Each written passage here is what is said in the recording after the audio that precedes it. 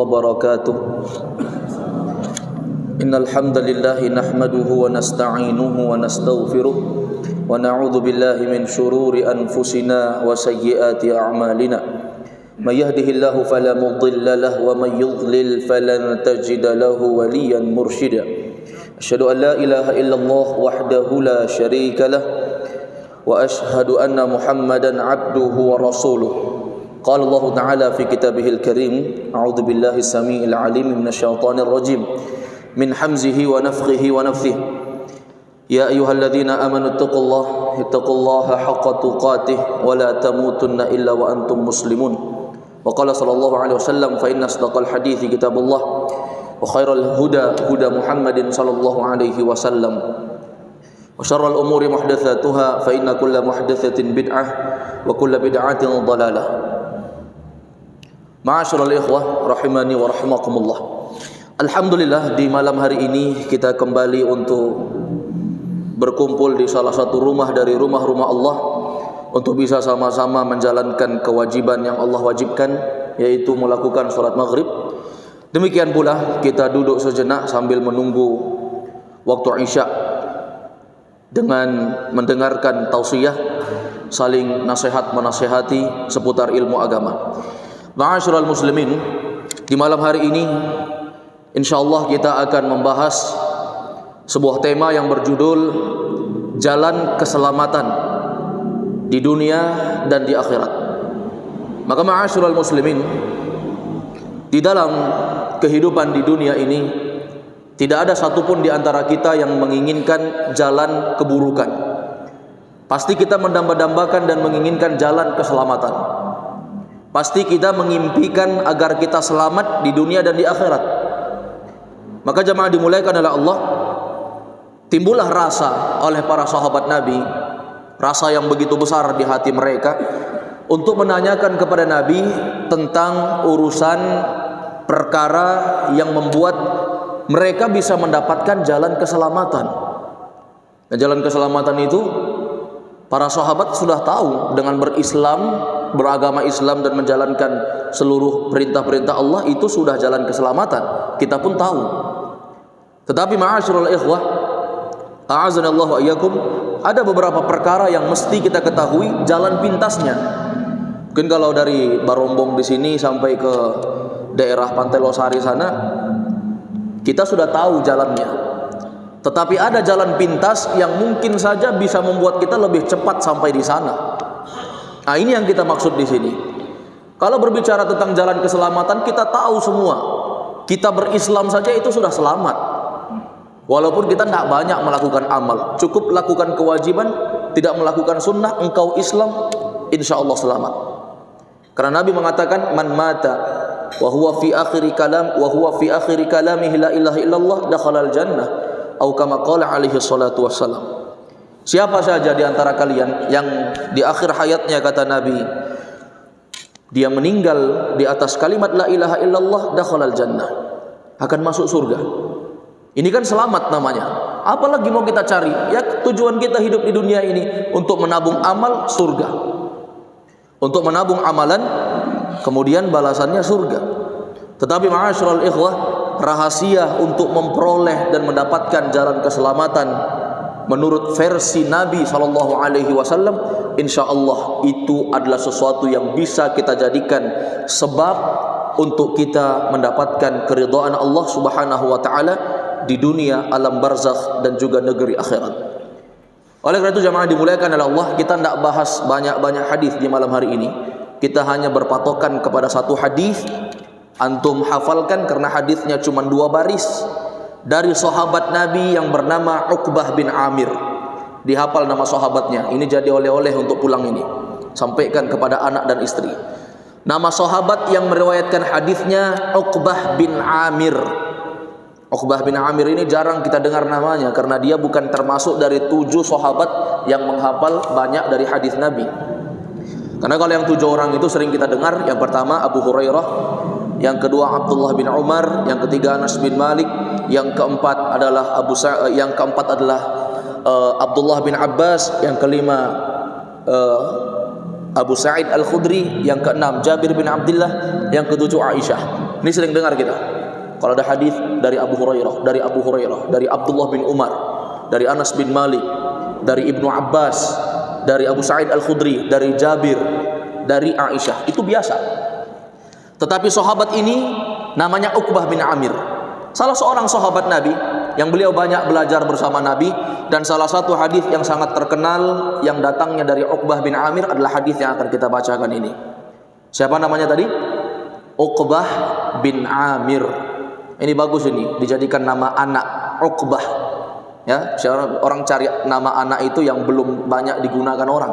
Ya, bisa digunakan Uqbah karena tidak banyak digunakan orang.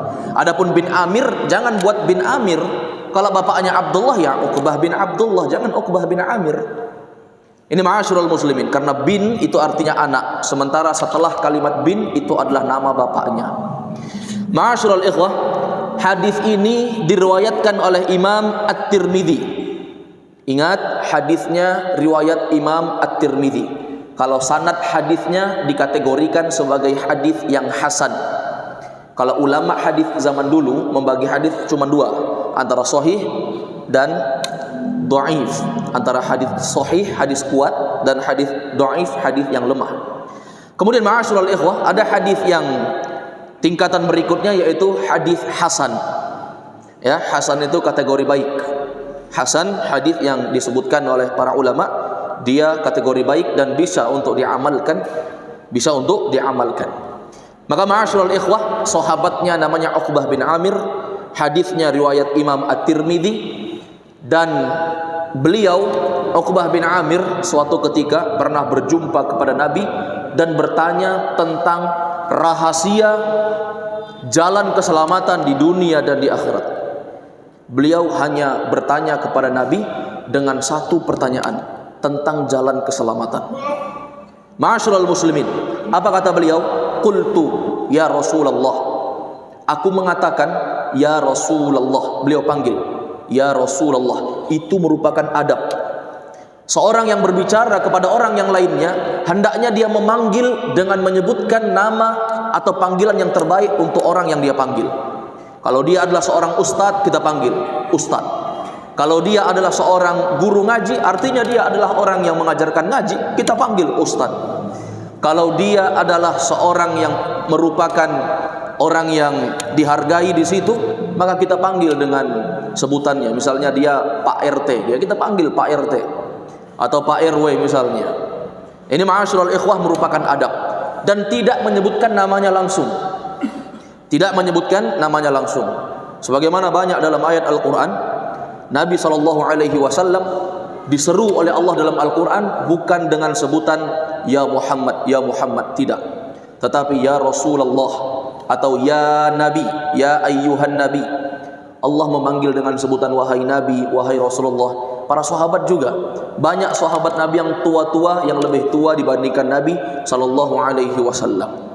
Tetapi bersamaan dengan itu, mereka ini tidak memanggil Nabi dengan sebutan ya Muhammad, tetapi mereka memanggil ya Nabi, ya ayyuhan Nabi, atau mereka memanggil ya Rasulullah. Itu merupakan adab. Beda dengan kita, jamaah dimuliakan oleh Allah. Sekarang kita saksikan banyak orang yang kalau berbicara itu singkat-singkat saja. Ketemu orang langsung menyebutkan, ya sudah makan, tidak menyebutkan nak kamu sudah makan. Tidak seperti orang-orang zaman dulu. Anaknya juga zaman sekarang ketika ditanya nak sudah makan, atau dikatakan sudah makan, sudah. Tidak ada kata-kata kelembutan di dalam berbicara. Beda dengan orang-orang dulu. Kalau kita di Sumatera itu, setiap mengucapkan sesuatu atau menjawab sesuatu pasti ada kalimat akhir yang menjadi pengikut, dan itu bentuk kelembutannya. Seperti misalnya sudah makan, sudah bu, atau kalau ditanya dengan orang yang lebih tua, laki-laki, sudah bang, atau kalau perempuan sudah kak, seperti itu.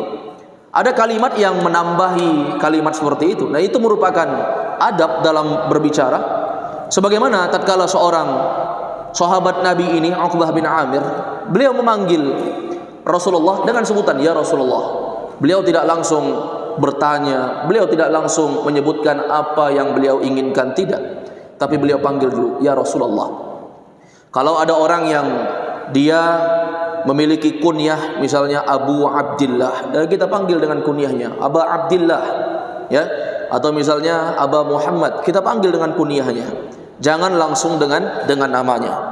Walaupun diperbolehkan saja untuk memanggilnya, atau kita bisa memanggil dengan kata-kata bapak, ya, atau misalnya dengan kata dek, atau dengan kata-kata yang lainnya.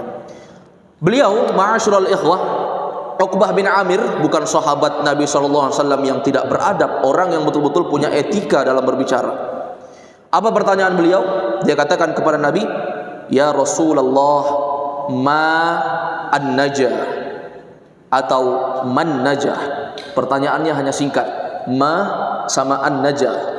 Ma artinya apa, an-najah artinya jalan keselamatan. Maka ma'asyiral muslimin, ketika beliau bertanya kepada Nabi SAW, ma an-najah, apakah jalan keselamatan? Itu bisa kita petik dari pertanyaannya, bahwa jika kita bertanya kepada seseorang, hendaknya kita bertanya dengan kalimat yang jelas, bukan kalimat yang bertele-tele, bukan kalimat yang membingungkan orang yang akan menjawabnya. Maka kita belajar ilmu usul fiqih, di sana ada bab tentang seputar mufti dan mustafti. Mufti artinya orang yang menjawab, orang yang memberikan fatwa. Mustafti artinya orang yang meminta fatwa, meminta jawaban, orang yang bertanya. Maka di sana ada adab-adabnya. Seorang yang bertanya itu ada adabnya. Di antaranya dia bertanya dengan pertanyaan yang jelas, tidak bertele-tele. Yang kedua, di antara adabnya seorang yang bertanya, orang yang bertanya itu tidak menginginkan sesuatu yang buruk seperti membanding-bandingkan ustadz yang satu dan ustadz yang lainnya. Yang ketiga, dia bertanya bukan untuk mencari-cari keringanan. Ada orang ditanya, dia bertanya kepada seorang ustadz, "Ustadz, apa hukum seperti ini?" "Haram." Pergi ke ustadz lain. "Kayaknya ini terlalu keras ini, saya pergi ke ustadz lain." Pergi ke ustadz lain. "Ustadz, apa hukumnya ini?" "Haram juga." Sampai cari beberapa ustadz yang sampai menginginkan apa yang cocok dengan dirinya. Nah, ini tidak diperbolehkan. Termasuk tadi membanding-bandingkan fatwa seorang ustadz yang satu dengan ustadz yang lainnya. Maka ma'asyiral muslimin a'azallahu iyyakum, ini adalah keburukan adab dari seorang mustafti, orang yang bertanya, yang meminta akan sebuah fatwa. Maka jamaah dimuliakan oleh Allah, orang ini hanya bertanya dengan satu pertanyaan yang tegas, "Ya Rasulullah, apa jalan keselamatan?" Nabi memberikan 3 solusi untuk memperoleh jalan keselamatan di dunia, untuk mendapatkan keridhaan Allah di negeri akhirat. Kata Nabi SAW, qal amsik alaika lisanak. Yang pertama, amsik. Amsik ini fi'il amr, maknanya tahanlah, tahanlah.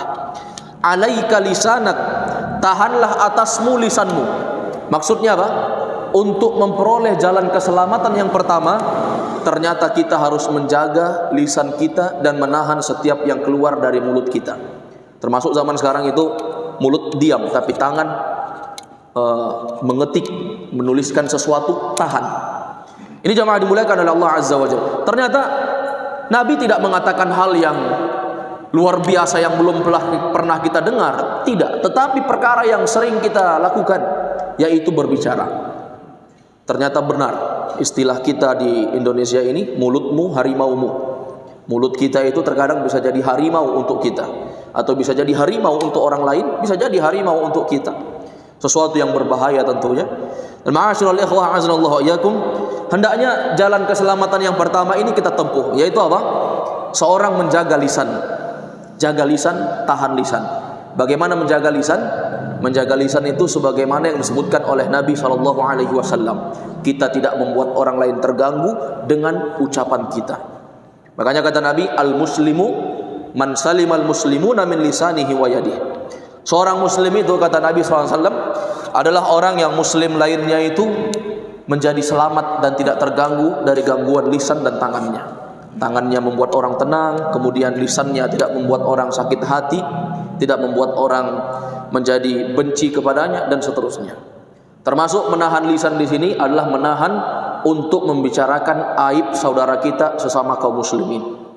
Tahan lisan. Kadang majelis ghibah itu memang betul-betul menggiurkan.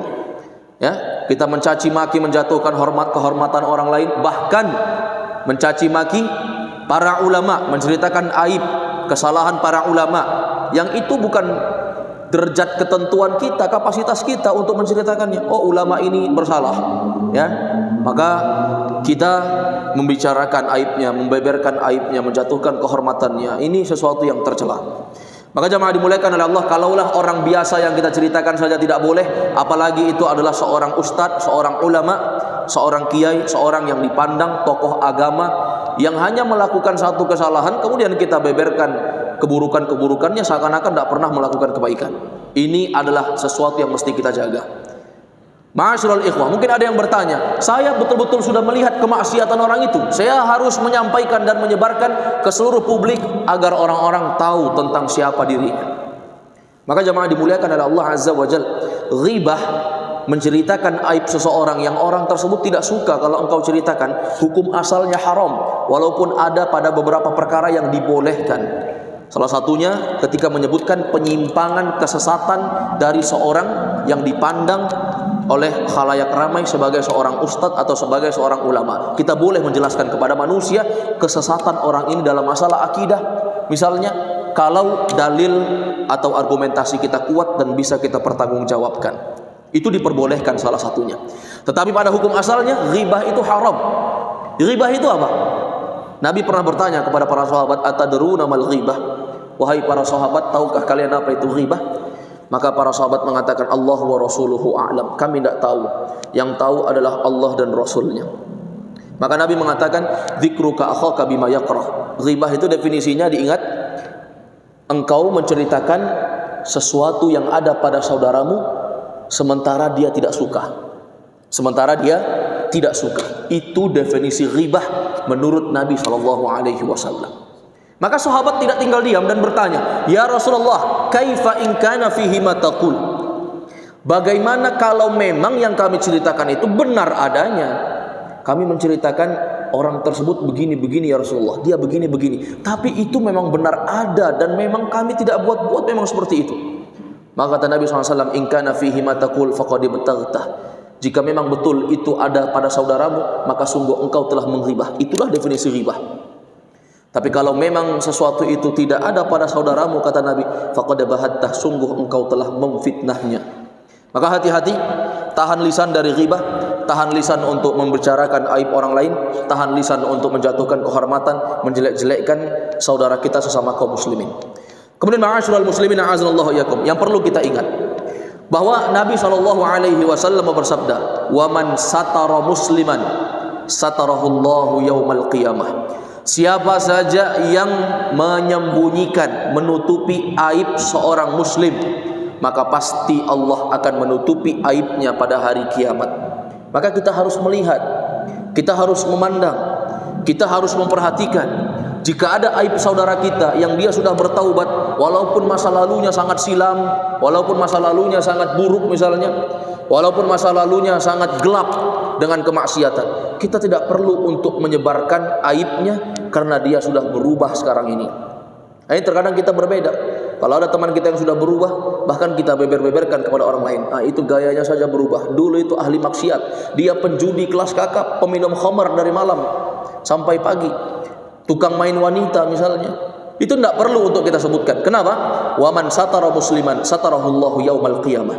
Siapa yang menutupi aib saudaranya sesama muslim, maka pasti Allah akan menutup aibnya di hari kiamat. Dan itu pasti janji Nabi SAW kepada umatnya. Yang mana di padang mahsyar itu Allah akan mengungkap seluruh dari apa yang pernah dilakukan oleh para hamba tatkala mereka menjalani kehidupan di dunia ini. Maka jamaah dimuliakan oleh Allah, ternyata menjaga lisan ini merupakan perkara yang sangat-sangat sering untuk kita terjatuh di dalamnya. Terkadang kita tidak sengaja terjatuh dalam dosa ghibah, menceritakan orang lain. Terkadang di antara kita terjatuh dalam dosa menyebutkan keburukan-keburukan orang lain, dan ini mestinya kita tahan. Itu jalan keselamatan pertama. Amsik alaika lisanak. Ingat, amsik alaika lisanak. Saya rasa mudah untuk dihafal. Yang kedua, kata Nabi SAW, wal yasa'ka baituk. Wal yasa'ka baituk. Ini juga sangat ringkas kalimatnya. Artinya apa? Wal yasa'ka, hendaknya rumahmu menjadi lapang bagimu, atau hendaknya rumahmu terasa lapang untukmu.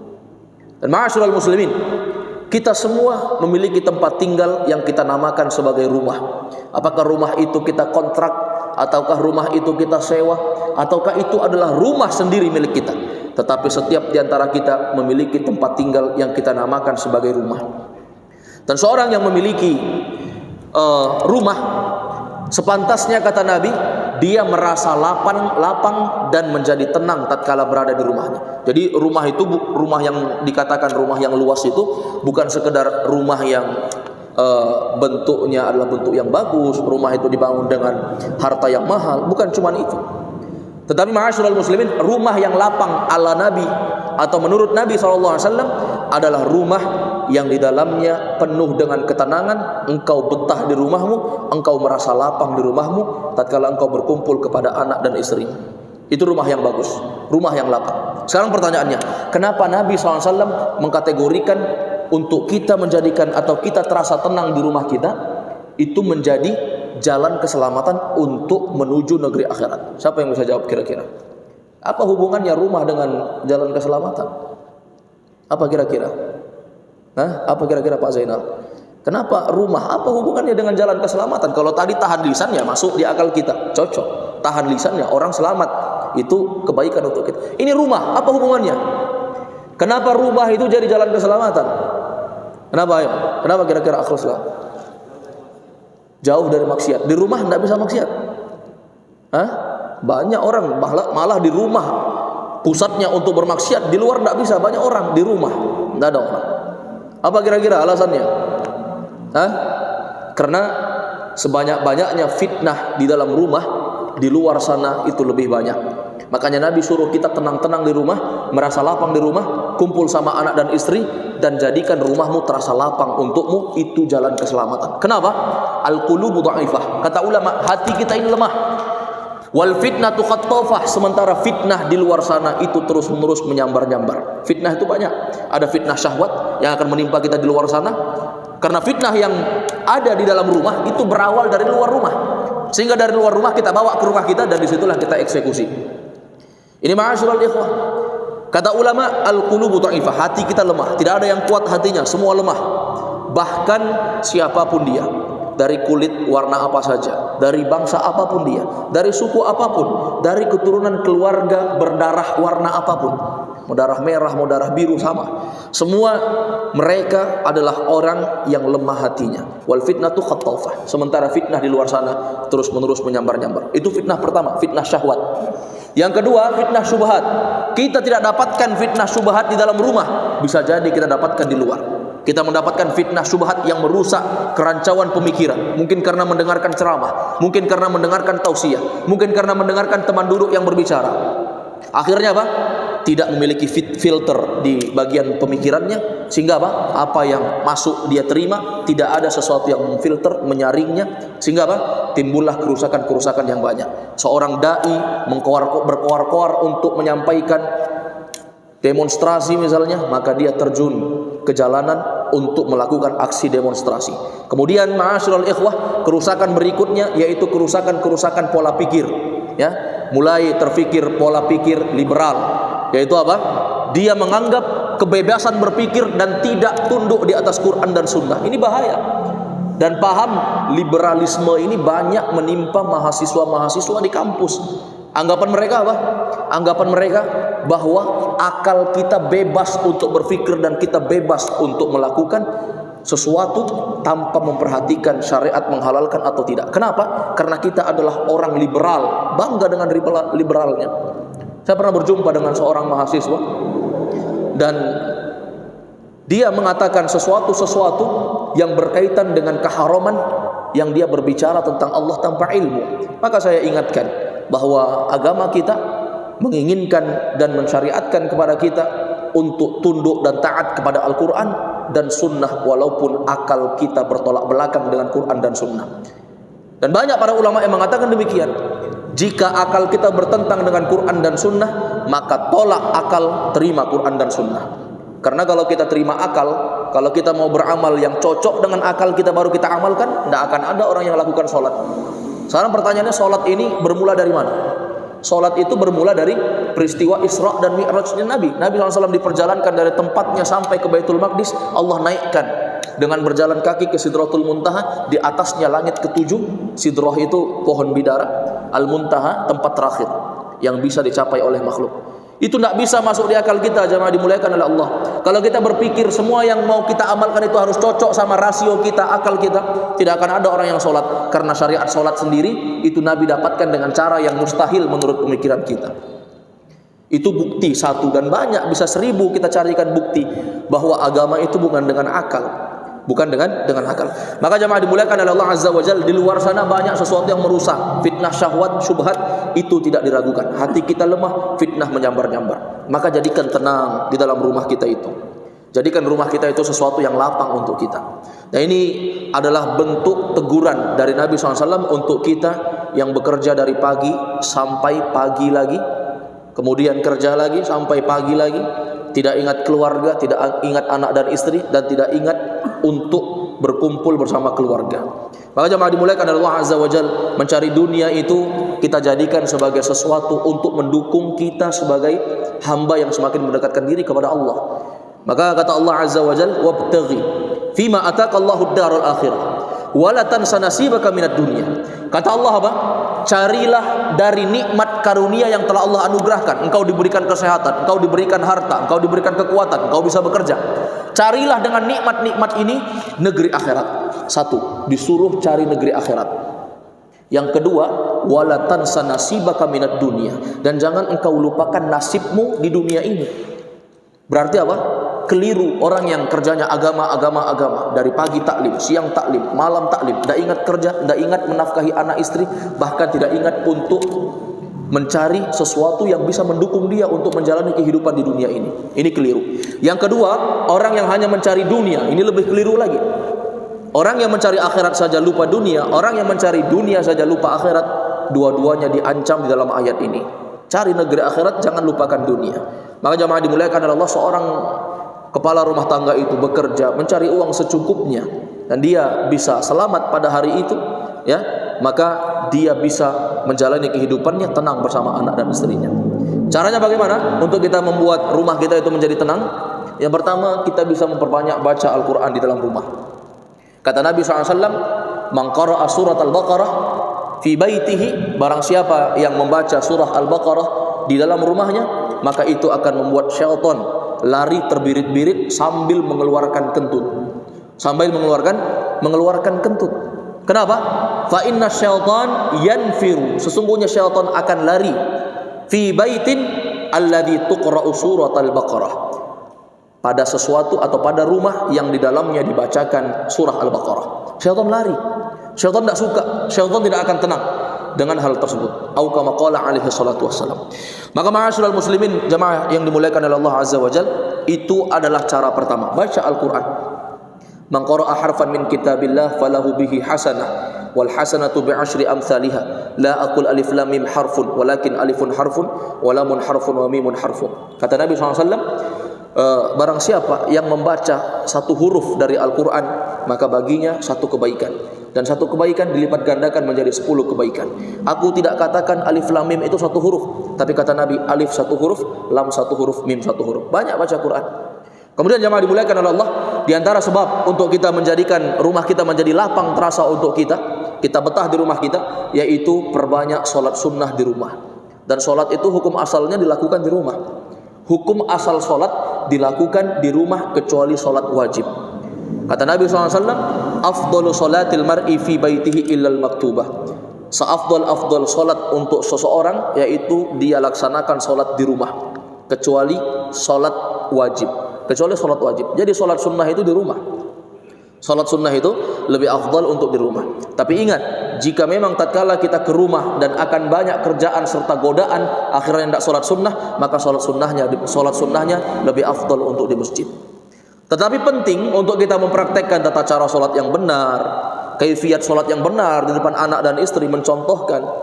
Termasuk ma'asyiral ikhwah, orang-orang yang mereka menghidupkan rumahnya untuk solat, mereka akan mendapatkan keutamaan dengan masuknya para malaikat. Akhirnya syaitan akan berlarian dari kamarnya, dari rumahnya. Dia mempraktekkan solat di hadapan anak dan istrinya. sehingga anaknya yang belum berakal sekalipun bisa mempraktekkan tata cara sholat seperti apa yang dipraktekkan oleh orang tuanya. Sesekali sholat berjamaah sama istri, sama anak, bangunkan tengah malam sholat tahajud, ya minimal sepekan sekali. Kalau tidak bisa setiap hari, sepekan sekali dirutinkan, ya.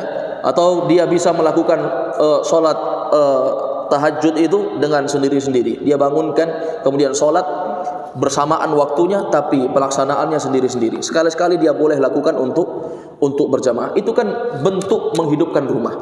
Coba bayangkan, Nabi SAW mengatakan ada rumah-rumah yang dijadikan manusia sebagai kuburan. Rumah yang tidak tenang tatkala orang berada di dalamnya. Suami pergi kerja, pulang kerja, tidak langsung ke rumah. Kenapa? Karena dia tidak betah di rumahnya dan rumahnya terasa sempit, walaupun rumahnya adalah rumah dengan bangunan yang begitu megah dan harta yang sangat banyak dihabiskan. Dia tidak betah. Kenapa? Karena rumahnya terasa sempit untuknya. Akhirnya pergi kerja, pulang kerja sore, pergi kerja pagi, pulang kerja sore, pulang kerja singgah lagi ke tempat lain, singgah di warung kopi, singgah ke rumah teman, singgah bercerita-cerita sampai larut malam. Pulang, anak dan istrinya sudah tidur, kemudian dia pun tidur. Akhirnya gara-gara begadang, dia pun telat bangun subuh. Kemudian tatkala bangun pergi kerja lagi. Hari-harinya seperti itu saja. Rumah terasa sempit, anak dan istri tidak merasa nyaman tatkala berada di sampingnya.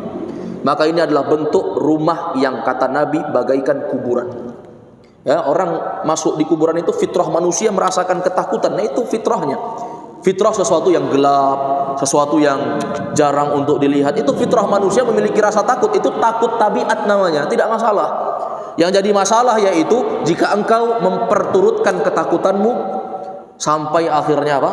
Sampai akhirnya hilang rasa takut kepada Allah dan hanya takut kepada sesuatu yang dia takutkan tersebut. Maka jamaah dimuliakan oleh Allah, ada orang yang takut tatkala datang ke rumahnya. Kalau masuk di rumahnya sendirian takut. Kalau datang ke rumahnya sendirian dia rasakan takut dan seterusnya. Makanya kata Nabi apa? La taj'alu buyutakum maqabir. Janganlah kalian menjadikan rumah kalian itu sebagai kuburan. Bacakan Al-Qur'an di dalamnya, tegakkan salat di dalamnya, putar ceramah-ceramah di dalamnya, saling nasihat menasehati di dalamnya, tinggalkan maksiat di dalamnya. Maka jamaah dimuliakan oleh Allah, sehingga rumah itu menjadi lapang, sehingga rumah itu menjadi sesuatu yang kita tenang berada di dalamnya. Itu wasiat Nabi kedua. Yang pertama tadi apa? Tahan lisan. Yang kedua, jadikan rumahmu menjadi lapang untukmu. Yang ketiga, wasiat Nabi untuk menggapai jalan keselamatan, wabki ala khati'atik. Wabki itu fi'il amr, yaitu artinya tangisilah, perbanyaklah untuk menangisi khati'atik, yaitu kesalahanmu. Wabki ala khati'atik, perbanyaklah untuk menangisi dosa-dosa dan kesalahanmu. Ma'asyiral muslimin, kita telah sampaikan di awal, tidak ada manusia yang bisa selamat dari dosa, tidak ada, siapapun dia. Bahkan ma'asyiral ikhwah, sebagian nabi-nabi yang Allah utus, mereka melakukan kesalahan. Seperti Nabi Allah Subhanahu wa taala yang Allah berikan ujian kepada mereka, diberikan ujian kepadanya dengan dia ditenggelamkan di sebuah lautan dengan penuh kegelapan, dan juga dia ditelan oleh seekor ikan dan penuh dengan kegelapan di perut ikan. Nabi siapa? Nabi siapa? Nabi Yunus alaihi salam. Beliau melakukan kesalahan dan Allah uji dengan sebuah ujian. Apalagi kita yang memang orang-orang yang sangat jauh dari ilmu agama, membaca Al-Quran jarang, menegakkan sholat bermalas-malasan, yang sunnah-sunnah malas untuk kita lakukan. Ini lebih-lebih untuk kita merasa sadar dengan dosa yang kita lakukan. Dosa itu ada dua. Ada dosa yang sengaja untuk kita lakukan, kita tahu hukumnya tapi kita tabrak hukum Allah. Dan yang kedua adalah dosa yang kita betul-betul tidak tahu. Kita minta ampun kepada Allah, menangis dari dosa-dosa yang pernah kita lakukan. Ini jamaah dimuliakan oleh Allah. Mungkin kalau menahan lisan, demikian pula menjadikan rumah menjadi sesuatu yang lapang untuk kita, itu mudah untuk kita lakukan. Tetapi sangat sedikit di antara kita yang bangun di malam hari menangisi dari apa yang pernah dia buat, menangisi dari apa yang pernah dia lakukan, dosa apa yang telah dia lakukan. Banyak dosa kita jamaah dimuliakan oleh Allah. Tentang umur kita itu mesti kita tangisi. Berapa usia kita sekarang? Kata Nabi SAW, umur umatku itu hanya sekitar khamsun au sittuna sanah, hanya sekitar 60 atau 50 tahun saja. Itu umurnya umat Nabi Muhammad. Keumumannya umur mereka hanya sampai situ. Kalau kita sudah menginjak usia 50 tahun, itu artinya kita hanya tersisa dari beberapa saja, hanya beberapa tahun. Walaupun itu bukan pemastian ya, 60 atau 50 itu bukan pemastian. Tetapi kebanyakan manusia, kata Nabi, umur umatku itu hanya sekian, 50 sampai 60 tahun. Kalau 50 umur kita, artinya kita hanya memiliki waktu kalau Allah takdirkan 10 tahun lagi. Kalau umur kita sudah 60, artinya tinggal menunggu hari saja. Tentang umur ini akan dipertanyakan oleh Allah. Ya, la tazulu qadama 'abdin yaumal qiyamah hatta yus'ala an arba. Tidak akan bergeser kaki seorang di hari kiamat untuk dia menjalani proses kehidupan setelah kematian, masih panjang kehidupan lagi setelah kematian, maka di situ dia tidak akan bergeser kecuali ditanya tentang 4 perkara. Di antara 4 itu, an umrihi fima afnah, tentang umur seseorang, di mana dia habiskan. Di mana dia habiskan umurnya? Masa mudanya. An syababihi fima ablah, tentang masa muda, di mana dia habiskan. Apakah dia gunakan masa mudanya untuk maksiat? Dia akan bertanggungjawabkan suatu hari nanti. Apakah dia gunakan masa mudanya untuk ketaatan? Maka bersyukurlah mereka orang yang melakukan ketaatan. Maka jamaah dimuliakan oleh Allah Azza wa Jalla, ya, dari semua itu adalah sesuatu yang paling pantas untuk kita tangisi. Makanya jemaah dimuliakan oleh Allah Azza wa Jalla, kita mesti menempuh waktu-waktu mustajabah, waktu-waktu yang di sana diijabahi, diterima doa oleh Allah Azza wa Jalla. Di antaranya waktu yang paling bagus yaitu di sore hari, dari ba'da asar sampai tenggelamnya matahari di hari Jumat. Itu waktu yang sangat bagus untuk kita menghabiskan doa. Termasuk di dalamnya jamaah dimuliakan oleh Allah, para sahabat atau para ulama itu mereka biasa mencari, saling mencari, ya.